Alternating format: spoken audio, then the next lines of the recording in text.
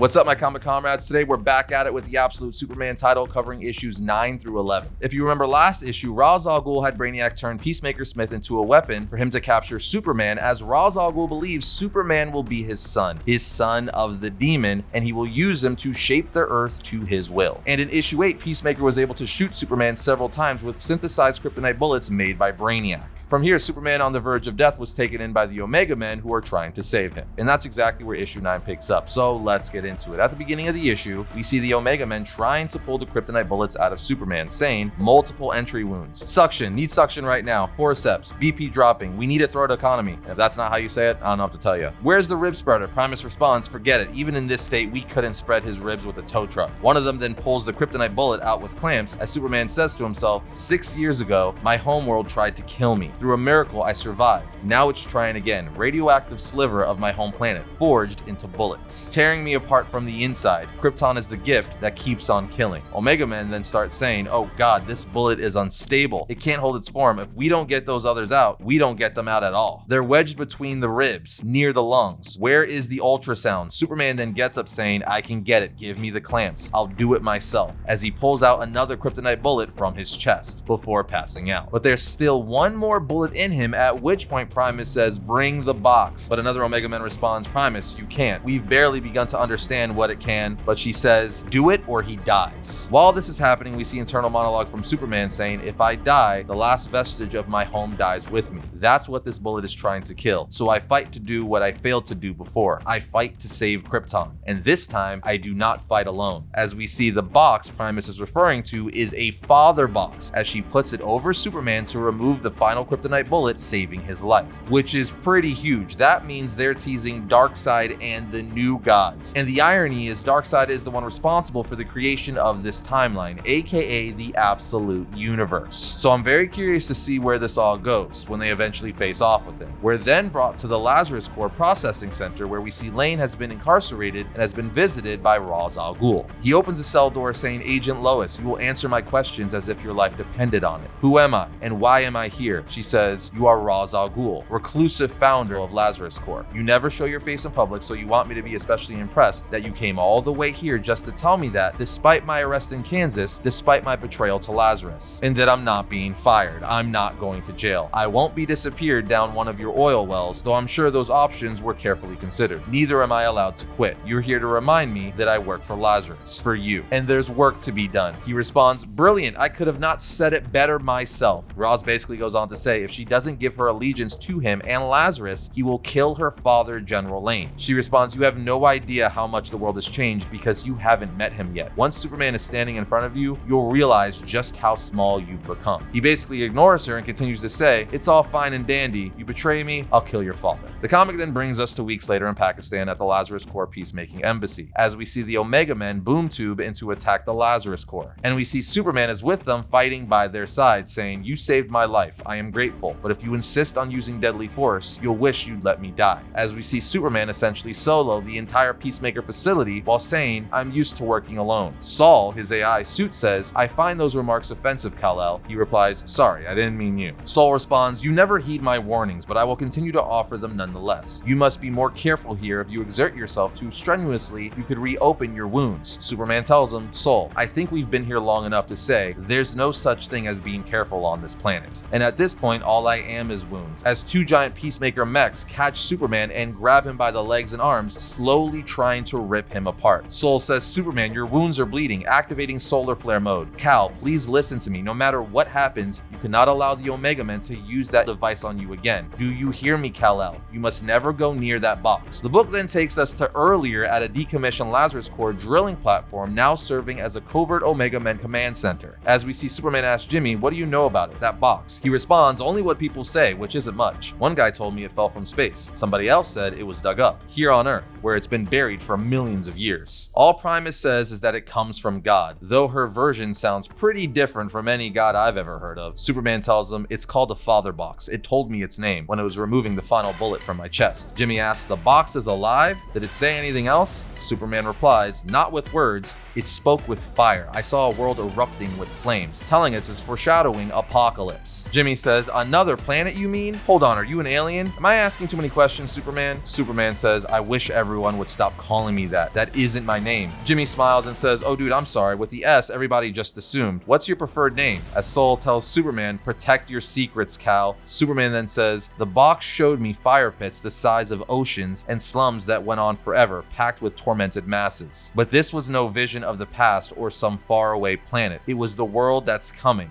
This world, which could be very true, or the father box could just be showing him Apocalypse. We'll just have to wait and see how this pans out in the future. Anyway, Superman asks, who are you, Jimmy Olsen? Why do you want to be an Omega Man? He says, someday I'm gonna have a kid and he'll look up at me and ask, Dad, what did you do when the world went doo-doo? And I want to be able to tell him I did something, you know? I didn't just sit around staring at my phone. I went to where people were fighting to make a difference. I fought too. But the thing is, right after I joined, Primus showed me the intel she's gathering on Lazarus and the Brainiac algorithm. Their long histories of atrocities, plus all the craziness that's supposedly hidden in Area 41, the government's Project Olympus. The world's richest psychopath, some guy they call the Joker. I gotta say, I love the mention of the Absolute Joker, as this is tying into the Absolute Batman run. Anyway, after telling Superman this, Jimmy says, after that, well, the first thing I did was get a vasectomy. He then says, you asked me if I trust Primus. If I was whoever you are, I wouldn't trust anybody on this whole rotten planet. Primus then comes out telling Jimmy, you're getting one more chance to rise above rank Alpha. As she says, we're going to Lazarus again to liberate some more innocents. Superman then says, I'm coming with you. Primus replies, you sure about that, Smallville? He says, I'm not sure of anything, especially you, but I owe you a debt. And where I come from, we pay what we owe with our hands, but I won't allow killing. We're then brought back to the present where we see Superman still being pulled by those two Peacemaker mechs. He then breaks free in a lava rage, smashing both of them as Sol tells him again, the father box is extremely dangerous. Superman says, I've never heard you like this. You sound almost frightened. Sol replies, I am a vestige of the Kryptonian Luminarium, imbued with limited sentience by Laura L. I am not capable of such emotion. It is you who should be frightened, Kal-El, of what this clearly corrupted world might do to you, of the sort of man it might be turning you into. Superman replies, Sol, you saved my life. You were all I have left of Krypton, but I'm getting awfully tired of people telling me who I am when I don't even know myself. So do me a favor, will you? And shut the hell up. Sol replies, as you wish, Kal-El, disabling voice mode. Superman and the Omega Men then make their way through the Peacemaker forces to liberate the innocents they came to save, but they see they're too late. After which they boom back to their command center, and Primus tells Superman, now you see the truth. Lazarus will exterminate anyone who stands in their way. You don't fight something like that by pulling your damn punches. You were sent here for a reason, Superman. I see the anger inside you begging to come out. Stop holding back the volcano. Stop pretending to be this naive boy soft as Kansas cottonwood. Be a man of steel. March right back to that base with me right now, and together we will kill every Peacemaker we find, leaving nothing but ash. Then we track down Christopher Smith and hang his body from the flagpole at Lazarus headquarters so everyone can see. All that leaves us is the demon's head himself, Ra's al Ghul, the most evil man alive. Kill him with me, Superman. One death to save billions. Superman says, no, I have to go, and don't any of you try to find me, as we clearly see Superman struggling on whether he should kill or not. At this point, one of the Omega Men tells Primus, in all the chaos, we didn't realize we left a man behind, Agent Alpha. We forgot about Olsen. As we see on the last page of the issue, Olsen is being held captive and now being interrogated by Agent Lane, who tells him, you don't have any rights here, Omega Men, except the right to tell me everything you know about Superman while you still can. Clearly playing it up to make sure Ra's al Ghul doesn't know she's not on his side anymore. So that wraps up issue 9, but before we move on to issue 10, you guys need to check out today's sponsor, Odoo. Especially if you're a business owner, because Odoo is an all-in-one business operations software that offers a range of applications for businesses of all sizes, from CRM, sales, marketing, HR, accounting, inventory, POS, and more. But they've also got an incredible website builder. If you want to boost your brand and be found, a website is a necessity. We tinkered with Odoo's website builder and really enjoyed the process. What I really like is that it's fast. It just took a few clicks with their website configurator. I also dug that it's simple, drag and drop, no technical skills required, but it's all still fully customizable, and their site looks pro and polished. I should also say it's totally free. Yeah, you heard right, $0. Your first Odoo application is free for life. Unlimited hosting and support included, plus a custom domain name offered for 1 year. I totally dig how with Odoo you have everything in one place: your customer database, accounting, inventory, even the website you build, all integrated in one spot. It's such a mental breath of fresh air to streamline the process. Like I said before, their first app is free for life, and from there you could add any of their apps on a paid basis as you need beat it with a free 15-day trial. Pretty dope. Your business deserves a website. Create one for free at odoo.com or click our link in the description. All right, jumping back into Absolute Superman, issue 10 starts off on Krypton beneath the Redlands years ago as we see Jor-El say, "I see them. This is Jor-El from engineering. I've broken through the cave and found the survivors. I need medical teams down here immediately. All right, let's get you out of here." But they respond, "We won't make it." Jor-El says, "Don't worry, we'll get the wounded out first." But they say again, "We won't make it because of them," referring to the Magmols, which are gigantic creatures that normally live above the planet's mantle and never attack people. But apparently something's disturbed them and their food chain pushed them out of their natural habitat, so now they're scared and hungry. As the caption says, the people of the Kryptonian countryside were used to fighting for survival against the scorching red daybreak in the hard-baked soil, the gemstorm spewing diamond hail stones at hurricane speeds, the sun-crazed beasts of the field. Every day we battled them all. We built a place of peace and beauty in the Redlands of Krypton, but it did not come without toil and hardship, without grit and blisters, without the resolve it takes to fight for what's yours. As Jor-El calls for his lava gun to start shooting and killing the Mags. As captions from Superman continue to say, "I come from generations of Kryptonians who made their way through the harshest worlds with lava in their veins, dirt beneath their fingernails, and blood in their hands. Who am I to question my ancestors?" As we see Superman is clearly remembering all this as he's internally fighting with himself on if he should kill the Peacemakers and Lazarus, as it would technically be for the greater good, and his reasoning with himself is even his father and fellow Kryptonians would kill when they needed to. We're then brought to the Greenland Lazarus Corps research facility as we see fighter jets fly overhead as captions say, "This is Green 9, all clear up here, nothing on the radar, no heat signatures, no sign of atmospheric disturbance. Stay frosty, Sky Patrol, target's attack speed is reportedly off the charts." Another says, "Copy that, maintaining aerial perimeter." Wait,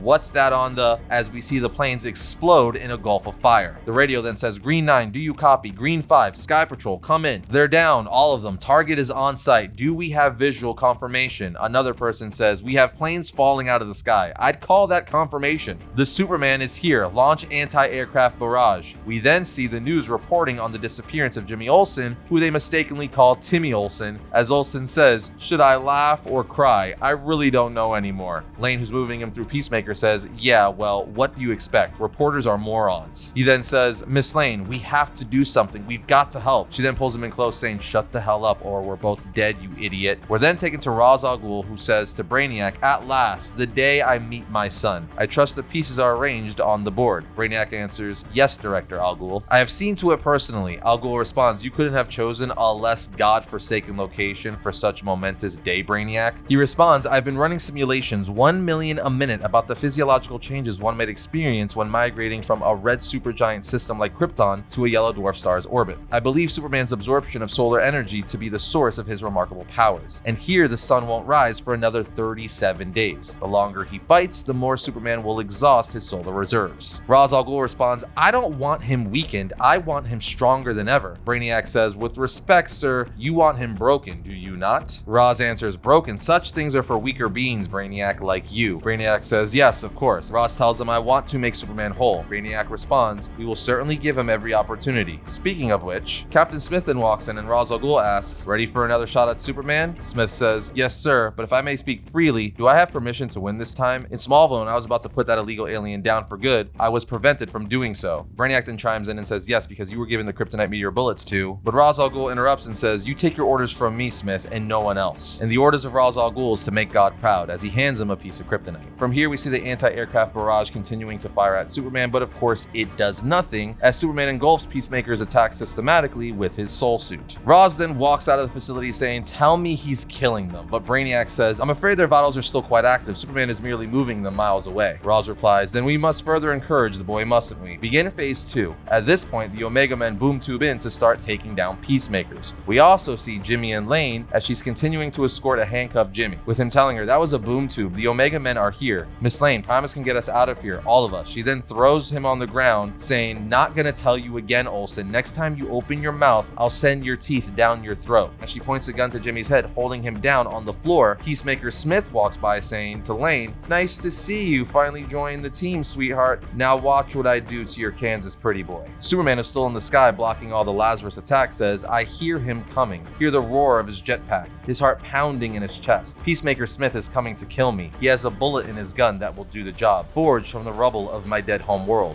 In Smallville, he almost succeeded. He's killed before and been rewarded for it. Incentivized to do it again, his enemies have been ordered to dehumanize. He is the hero of a story and he will keep on killing, unless he is stopped. His armor is advanced alien technology beyond anything this planet should be capable of producing. It has been laced throughout his body in what I imagine was an extraordinarily painful procedure, one that transformed Christopher Smith into the single most powerful human on the face of the earth. But I am not human. I beat him senseless in about 4 seconds. And on the next page, we see Superman just hovering above and an epic shot, but Superman says to himself that won't stop him though, will it? Not for good. With a little more than a blink, I could microwave his brain, leave him a drooling invalid. With a puff of breath, I could shatter his vertebrae so he never walks again. Never pull another trigger. Or I could put my fist through his chest and hurl his heart into space with such speed that he'd still be alive to see it sailing away. I try to think of reasons not to do these things. I try, but all I hear are my father's words. As Peacemaker Smith points his kryptonite gun at him saying, "You bastard, not done with you yet." But Superman is not concerned about him. He reminisces on what his father told him all those years ago as a young Kal-El asks his father on Krypton, "You mean you killed them?" His father responds, "I had no choice. There wasn't time to do anything else." The moles had been driven into a mindless rage by whatever force chased them from their homes deep within Krypton. "I should have been more prepared." Kal tells his dad, "You did the right thing, Daddy. You saved those miners." But his dad responds, "The right thing? No, that's just what we like to tell ourselves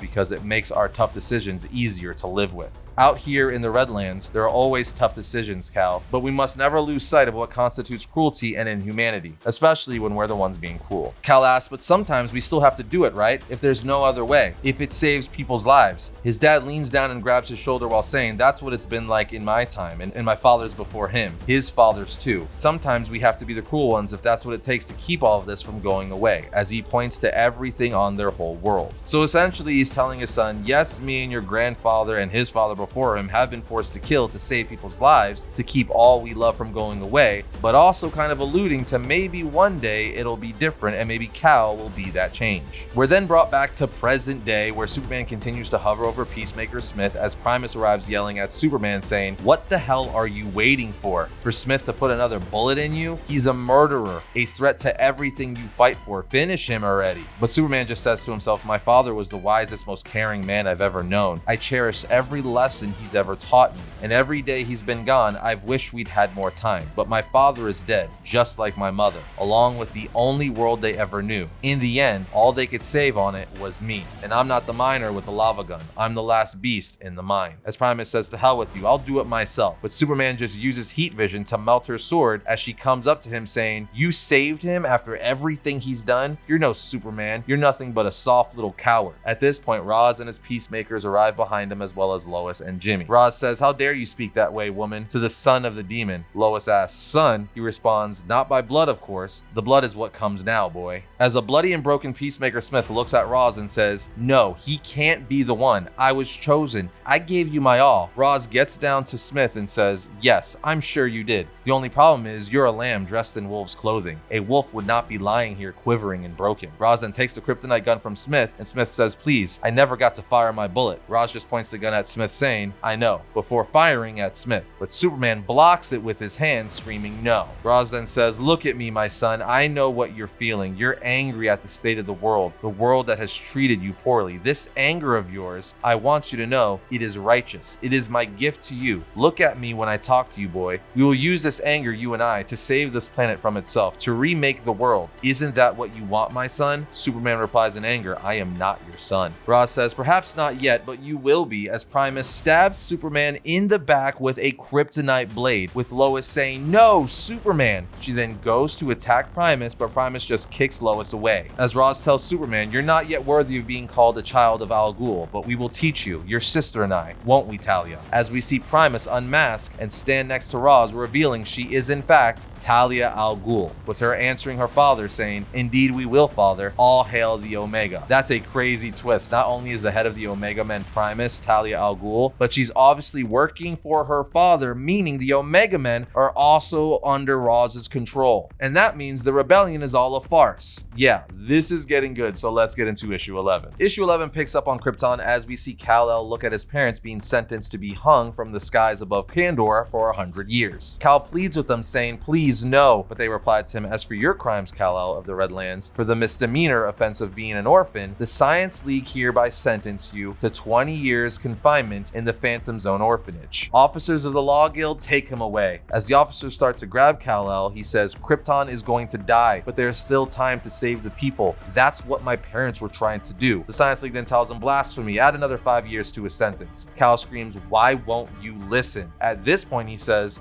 to hell with it, as he uses his powers to incinerate everyone in the room. But on the next page, we see this is all in Kal's mind, as he's still strapped into Brainiac's devices, as Brainiac is trying to break his mind and make him serve Roz. Roz even comes in and says, tell me you're making progress. Brainiac responds, indeed, Director Al Ghul, sir. Superman has just mentally murdered the entire ruling class of his own planet for the 575th time in the last 6 hours. Once we've reached 3,000, I believe he'll be ready to move to the earthly phase of his rebirth. Roz replies, see that he is, Brainiac. I expect better results than what you delivered with Peacemaker Smith. Disappoint me again, and there will be repercussions. Talia then looks around at all the Brainiac clones, saying, by the Omega Men, I despise these things. Roz then tells Brainiac, I want my son Superman delivered to me intact, Brainiac, not reduced to some lobotomized drone like these clones of yours. Brainiac responds, yes, of course. The son of the demon shall rise, I assure you. Roz tells him, all you have to do is make the boy see the truth. I am the truth. If Superman wishes to save this world from ruin, its path of salvation lies through Ra's al Ghul. Brainiac then says, no mind can withstand this level of torture. His protector's soul has been neutralized. His power is weakened by sunlight deprivation and the radiation of his obliterated home world. Brainiac then gets close to Superman and whispers in his ear, saying, such a tragedy what happened to Krypton. I could see why you think you want to save these poor humans from their self-destruction, but I have been here among them since 1938, so believe me when I say, once you let yourself kill a few million of the hapless sacks of entrails, you'll see that's exactly the sort of help these people deserve. We then see Talia or Primus at Lois and Jimmy's cell, kicking them around, as Lois says, are you bored yet, Primus? I sure am. You come to our cell every hour just to kick us around. Either make it a fair fight or kill us and get it over with. Jimmy then says, she doesn't speak for both of us. Talia responds, oh, rest assured, Lane, you will die in this place. You and Olsen both, but not by my hands. Jimmy says, what the hell, Primus? After everything you've seen, after all the atrocities Lazarus Corps committed, how could you betray the Omega Men? Lane says, don't you see, Jimmy, the Omega Men and Lazarus were always two sides of the same coin. It's all been a lie. Talia then holds a knife to Lane's throat, saying, the only truth in the world, little lamb, is that everything is a lie. All life is corrupted in its very atoms. Left unattended, humanity will consume itself and everything it touches. All that stands between survival and apocalypse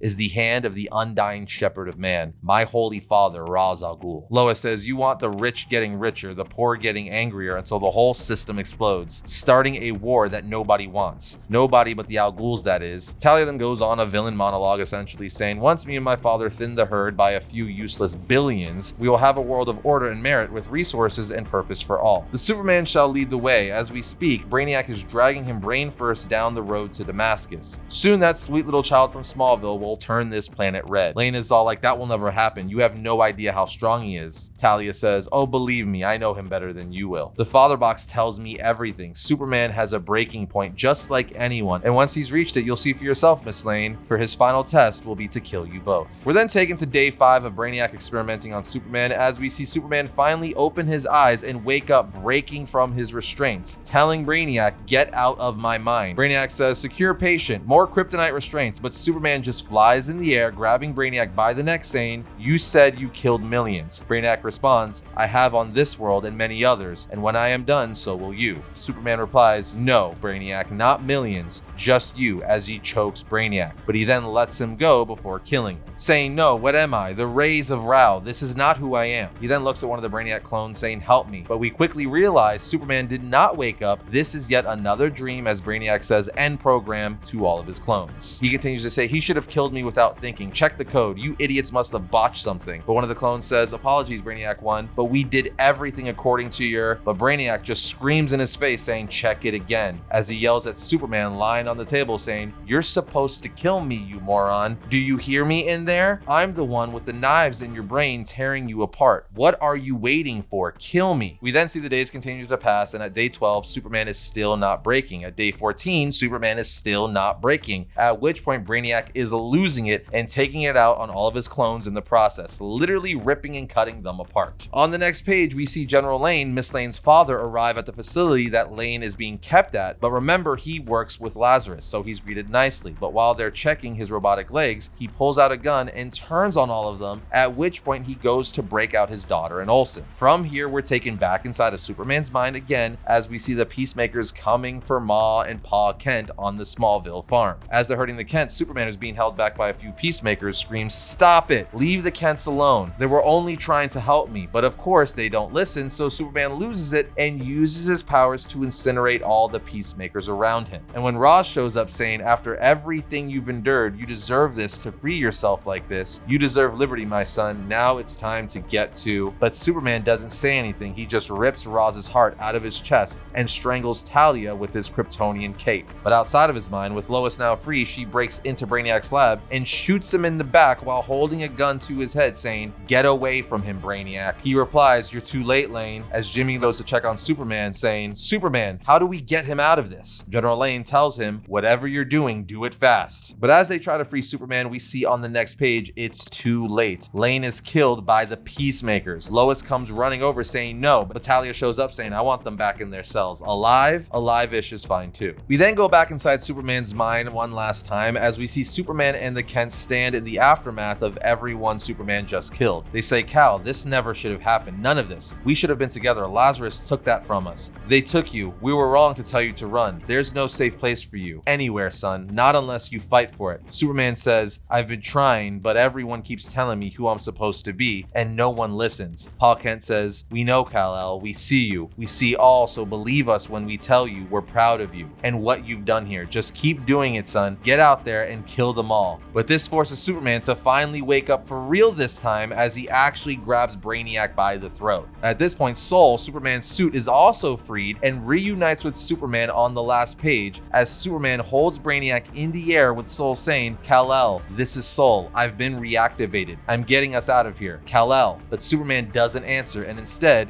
we see the Lazarus facility blow up from the outside, and with that, the issue comes to an end. And just like that, we have Absolute Superman issues 9 through 11. This has been a great series. Every single issue, 1 through 11 thus far, has been amazing, and I really like where this is going. Obviously, Superman is not dead. The question is, what's going to go on with Brainiac, and is he going to kill? Because this whole series, or at least issues 9 through 11, has really been dealing with Superman on whether he should kill or not. But what's going to happen to Ra's al Ghul and the teases of Apocalypse, the Father Box, and Darkseid? I want to know where that's going. Maybe it's all leading to DCKO. And if Superman does decide to kill, will that play into Raz's hand? We're just going to have to wait to find out. But other than that, did you guys like this series? We're clearly digging it. Let us know your thoughts down in the comments, and we'll see you next time when we talk about all things comics.